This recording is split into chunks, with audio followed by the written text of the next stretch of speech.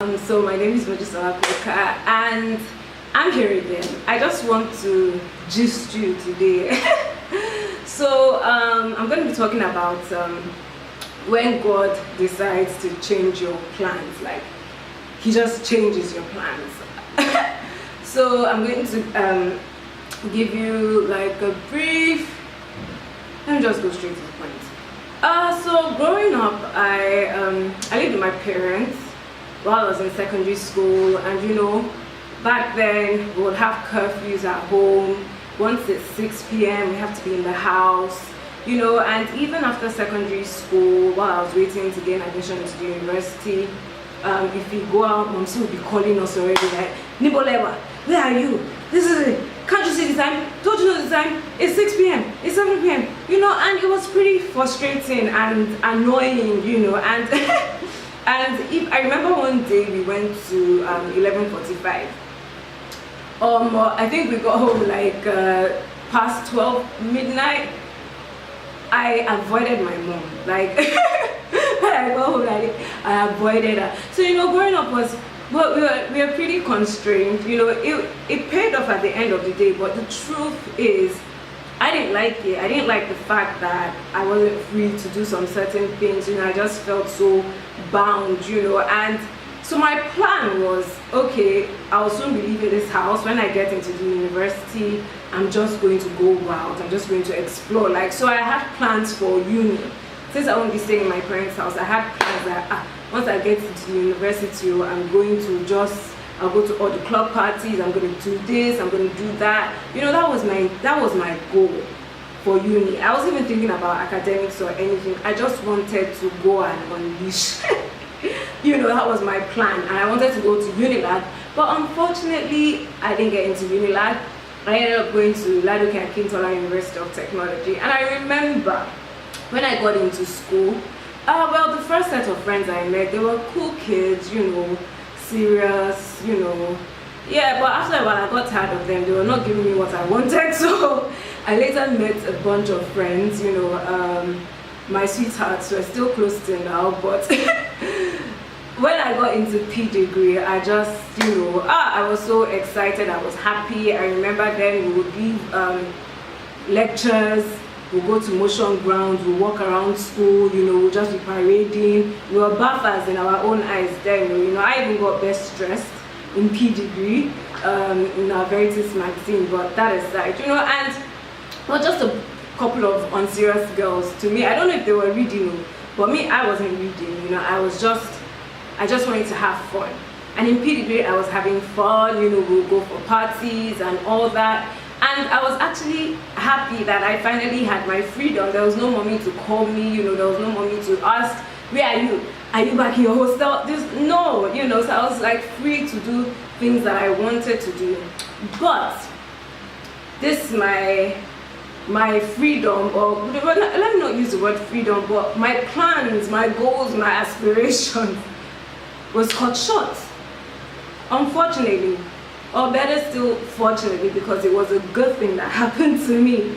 So I remember that there was this day I was going back to the hostel, and I was staying in Lesborough Hall, and I remember that I was staying in Lesborough Hostel, and there's this hall that this church, this fellowship, they used to have their services there. And I remember that day I came back from school, I saw them sharing cake downstairs, in the compound, and I was wondering, okay, so what's going on? So I walked up to them and I asked what was happening, and I said, if I want to know that, I have to come to the service.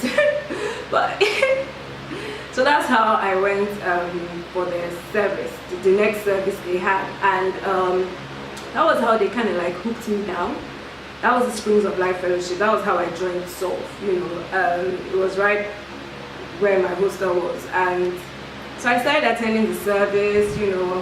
After a while, I found myself giving my life to Christ. This was when I was in P degree. Remember I had plans and goals for school, to just be out there, to just have all the fun I can.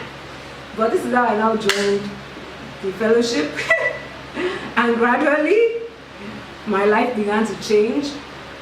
Though it didn't change immediately, I was still I was still battling between, you know, going here or just staying in church. You know, I remember there was this time I joined the choir at this time, still in PDB. I joined the choir, and I know a club was supposed to have a party. I can't remember which one, but I think it was Crew.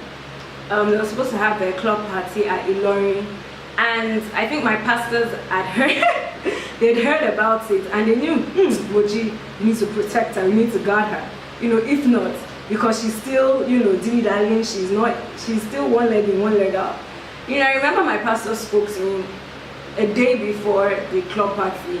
They told me, they made me see reasons why I shouldn't go, you know, now that I've taken this path, you know, I have to stick to it, you know, I have to be serious and all that, you know, I have to, you know, they just tried to talk me out of it. And I told them I wasn't going to go. I even thought in my mind, you know, because I was actually pretty convicted and I knew I wasn't going to go.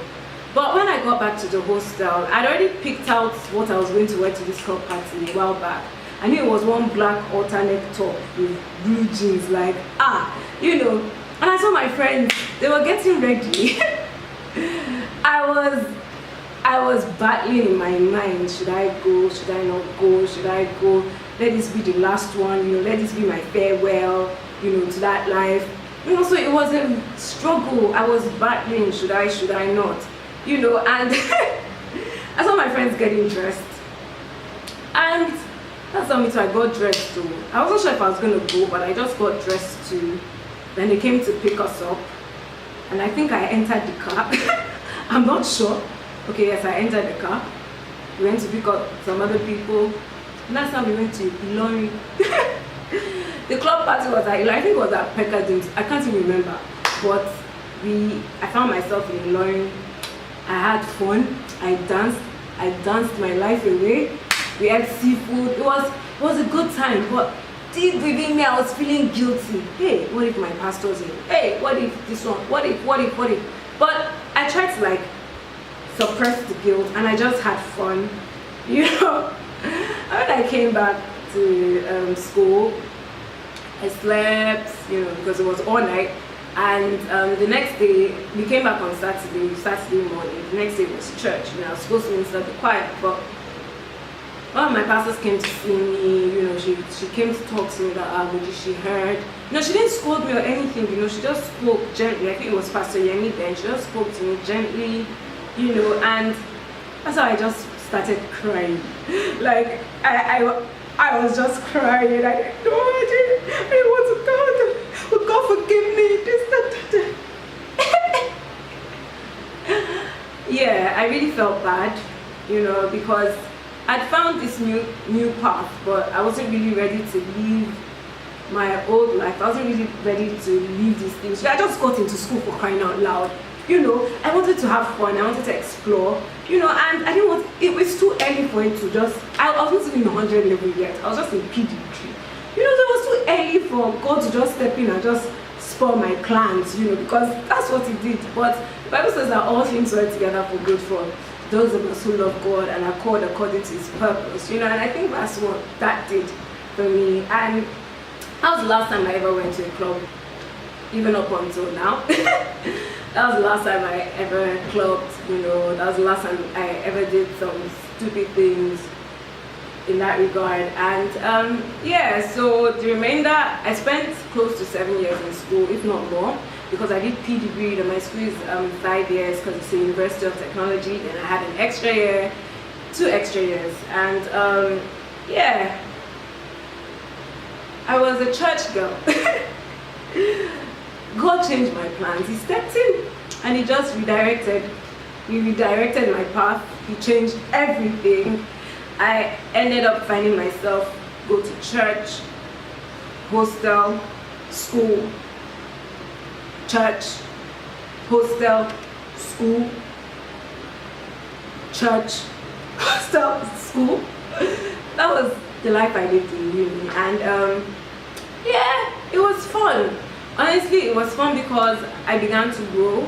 You know, I became a serious worker, after which I now became secretary in the choir. Then after which I now became the HOD of the choir, music director. Yes, I was once a music director. I just don't know what happened to my voice, but I was once a music director in fellowship.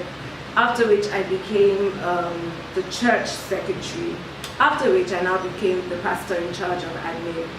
I was an assistant pastor till I left school. And that's how God just changed my plans.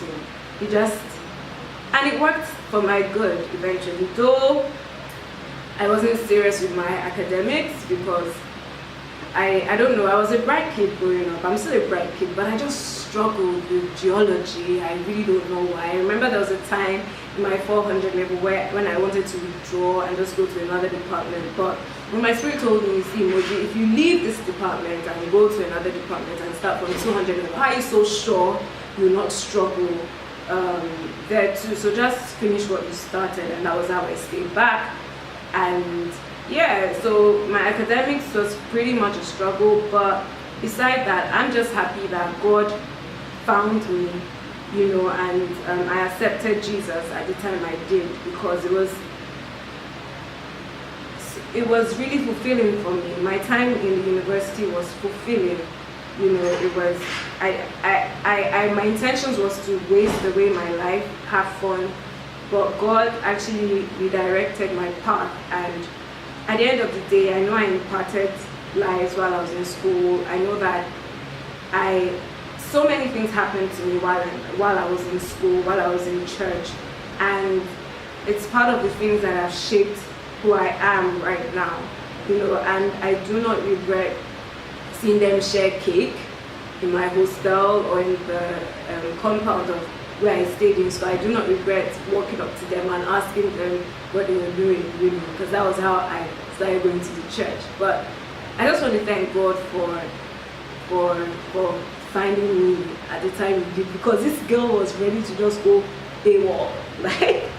And I'm grateful that he changed my plans, he messed up my plans. And whoever is watching this video, if you're on the path to destruction, the Bible says that a wise man sees evil and hides himself, but a fool walks on, he walks towards the evil and is destroyed. I pray that if you have plans or intentions to do anything stupid, I pray that God will step in and mess it up. I pray that God will step in and redirect your path. You might be angry, you might be, because I was like, no, Lord, no, this was not it, this was not the plan. But I just pray that he will step in. Even if you don't want him to, I pray that he will step in and he will redirect your plans, he will redirect your focus, he will redirect your steps. In Jesus' name, that's my prayer for you. If you know your plans are of evil, if you know what but I pray that. And I pray that wherever you find yourself right now, wherever you are right now, I just pray that everything happening or going on in your life will work together for your good eventually, in the name of Jesus. So I just thought I should share that, how God changed my plans.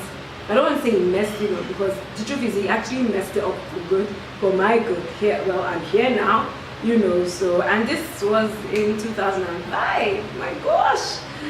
But it's not how long, it's how well, and I pray that he will find you, and when he comes knocking on the door of your heart, I pray that you open your heart to receive him. The change might not come immediately, but gradually you'll see that you'll begin to grow and you'll begin to change. Alright guys, I just thought I should gist you, because that's what I did. I gave you gist. Okay people, bye, God bless you, cheers, happy weekend.